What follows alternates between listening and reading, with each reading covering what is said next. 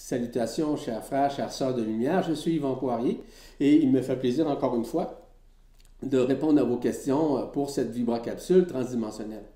Donc, comme vous le savez, et nous sommes déjà rendus à la 21e vibracapsule. Nous continuons d'avoir régulièrement, nécessairement, des questions qui sont très pertinentes et aussi très plausibles, espérant qu'on puisse vous donner des réponses qui, non pas qui sont selon votre tête, mais bien votre cœur, votre vibration. Et je vous dis merci encore pour ces questions. Et encore une fois, je suis toujours accompagné de mon épouse Marie-Josée qui se prête à cette vibracapsule afin de poser des questions. Alors, merci beaucoup Marie-Josée. Et quelle est cette première question?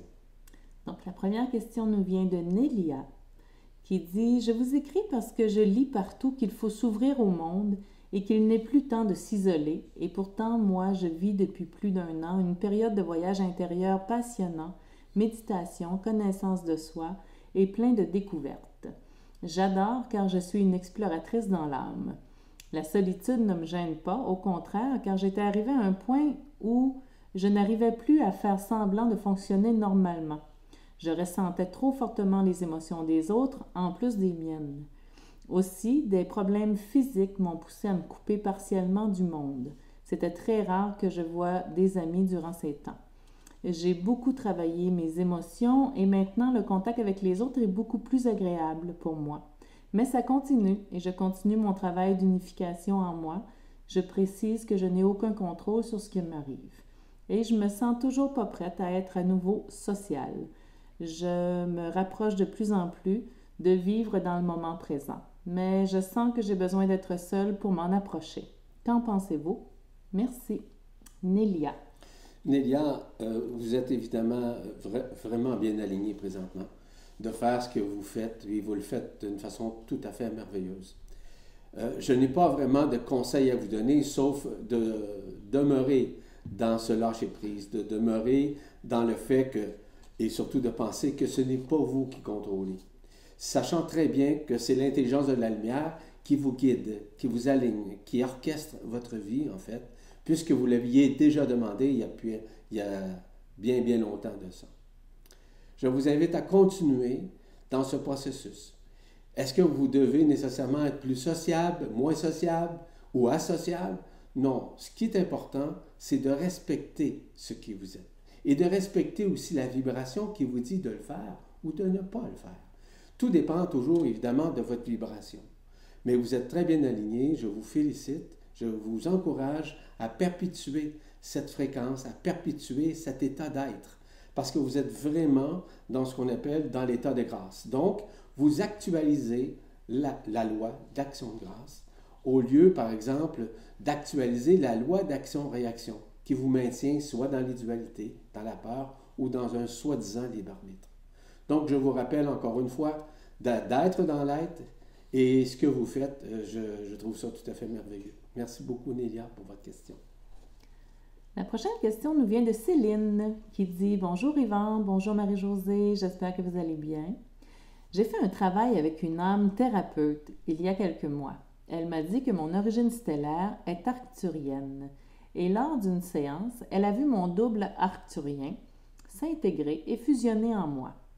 Qu'est-ce que cela veut dire? Suis-je d'origine stellaire arcturienne? Pourquoi je n'entends pas des cloches ou voir des symboles de lumière comme bien d'autres? Je sais que c'est mon ego spirituel qui parle. Je vous remercie pour tout. Avec toute ma gratitude, cordialement, Céline. Céline, à savoir si vous avez une origine arcturienne, je serais surpris. C'est possible, je serais extrêmement surpris. Cependant, il est possible que vous ayez une de vos lignes interstellaires avec laquelle vous avez pu œuvrer à un moment donné dans votre vie systémique. C'est une très grande possibilité. Il est extrêmement important, lors d'une lecture, et surtout une lecture multidimensionnelle, de ne pas mêler l'âme là-dedans. L'âme a vécu ses expériences sur le plan humain, sur le plan de la densité, sur les expériences et aussi nécessairement l'expérientiel dans sa vie. Donc, autant dans cette vie-ci que dans les vies antérieures. Je vous rappelle que l'âme a été aussi enfermée que votre être, que votre conscience. Ce qui fait en sorte que votre conscience, elle a expérimenté avec l'âme. Est-ce que ça veut dire qu'on renie l'âme? Ben non, au contraire. On fait en sorte que cette âme-là a été un outil extrêmement important, voire très efficace, en vue de notre incarnation. Maintenant, vous êtes dans une période d'excarnation. Cette excarnation va vous permettre de comprendre au-delà de la forme.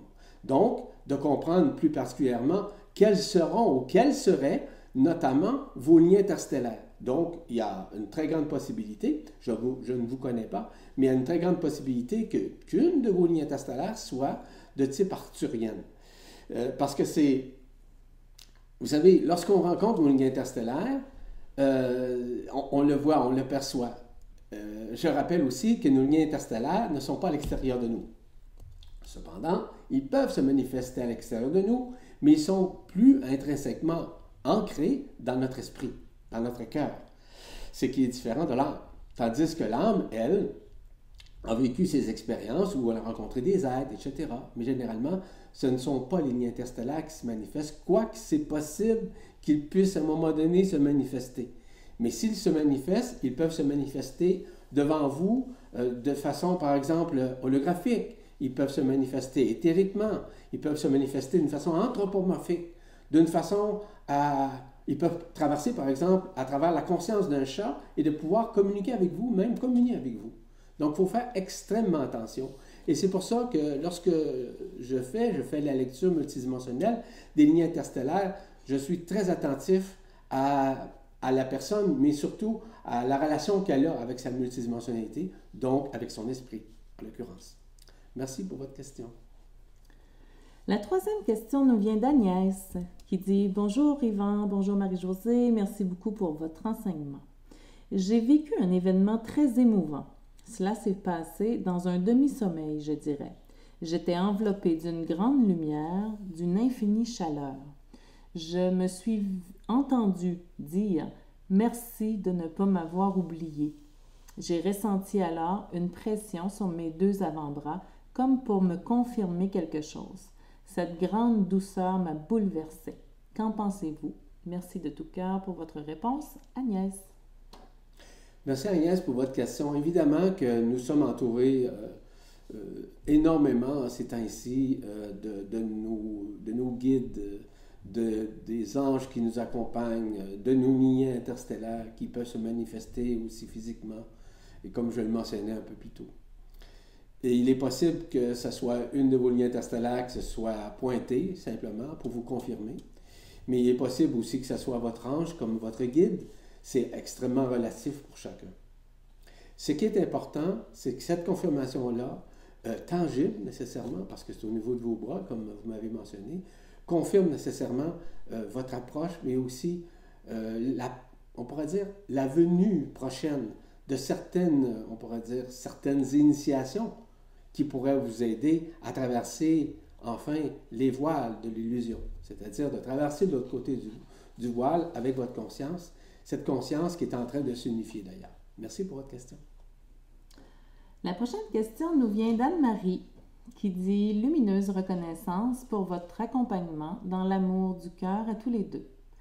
Mon sentiment d'inutilité dans ce monde me pousse à savoir s'il est possible de connaître le moment de mon départ de cette réalité 3D. J'ai cru comprendre qu'avant notre incarnation, la durée de notre passage ici était déjà programmée par notre âme. Merci de votre réponse éclairée, Anne-Marie. Anne-Marie, il y a un élément extrêmement important. Et ça s'adresse encore une fois à tout le monde. Les gens ont une tendance, je trouve ça un petit peu, c'est un petit peu de l'ignorance chez les êtres humains. C'est pas parce que je traite les gens d'ignorants ou d'innocents, c'est pas dans ce sens-là.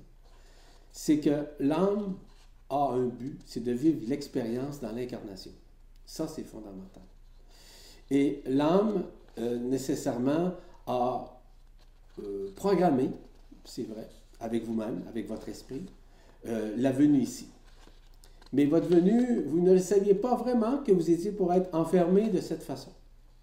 Donc, l'âme, dans sa programmation, n'a pas pu nécessairement vous aider à vous libérer actuellement, parce que vous êtes encore dans l'incarnation aujourd'hui. Mais pour vivre l'excarnation, il est fondamental que l'âme vous indique, vous aide à traverser cette phase aujourd'hui qu'on appelle de réminiscence, de libération des dualités et de pouvoir retrouver votre unité, de vous unifier nécessairement avec votre esprit.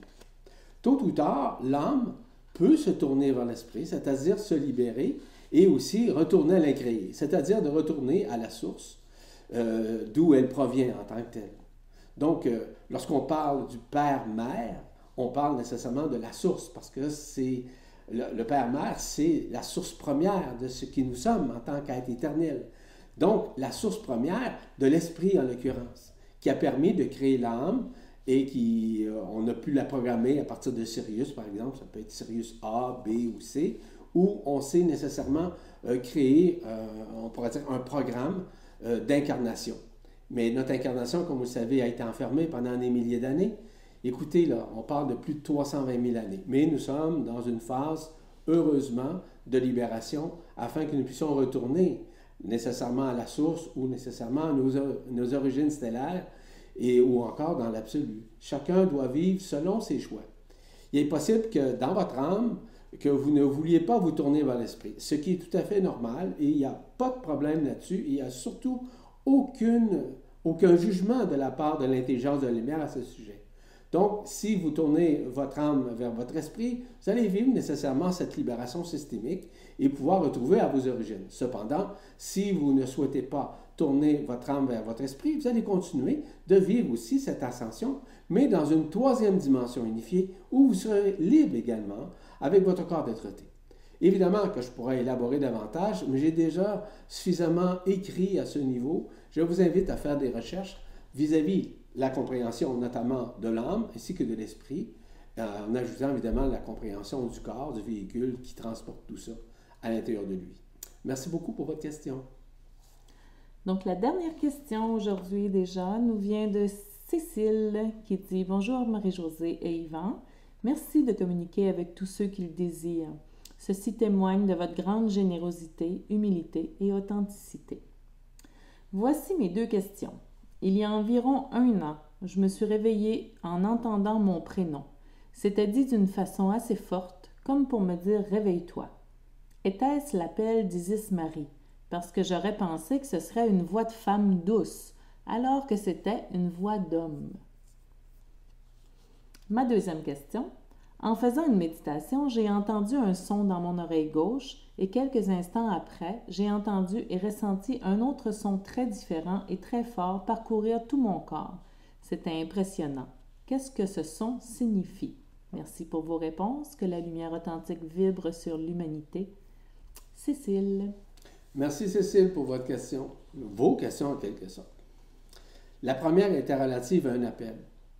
L'appel que vous avez reçu, c'est qu'il est possible que vous receviez un appel, par exemple, des Marie ou des 12 étoiles mariales, mais également aussi des 24 anciens. Ça peut être également au niveau d'un archange qui puisse faire cet appel. Donc, oui, vous avez reçu cet appel. Ce qui fait en sorte, la preuve, c'est que une de vos couronnes radiantes a été, on va dire, réallumée, si vous me permettez l'expression, a été réenflammée, si vous voulez. Et cette couronne radiante vous a permis d'entendre nécessairement. Généralement, dans votre cas, d'après votre 2e question, ça a été la couronne radiante de la tête qui a pu recevoir, si vous voulez, cet appel. La couronne radiante de la tête, il y a 12 portes interdimensionnelles. Ces 12 portes interdimensionnelles, nécessairement, ce sont 12 fréquences.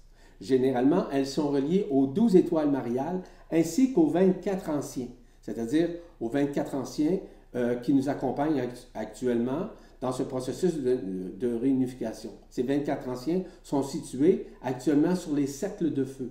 Donc, les 6 cercles de feu sont regroupés par 4, à ce moment-là, êtres de lumière. Ces 4 êtres de lumière travaillent d'une façon concomitante selon votre vibration, selon votre fréquence. Donc, ça, c'est normal. Pour revenir un petit peu aux 12 étoiles mariales en tant que telles, bien, elles travaillent sur vos couronnes radiantes, mais travaillent aussi au niveau de l'élévation vibratoire de vos 12 vertus, qu'on appelle vos 12 vertus vibrationnelles. Ces 12 vertus vous ramènent à l'amour, à la compréhension, à l'ouverture du cœur, ainsi qu'à la réactivation, plus particulièrement, de vos 12 hélices de l'ADN quantique qui ont été enfermées, comme vous le savez. Pour votre deuxième question, c'était, veux-tu me rappeler? Oui, donc un son dans l'oreille gauche, OK.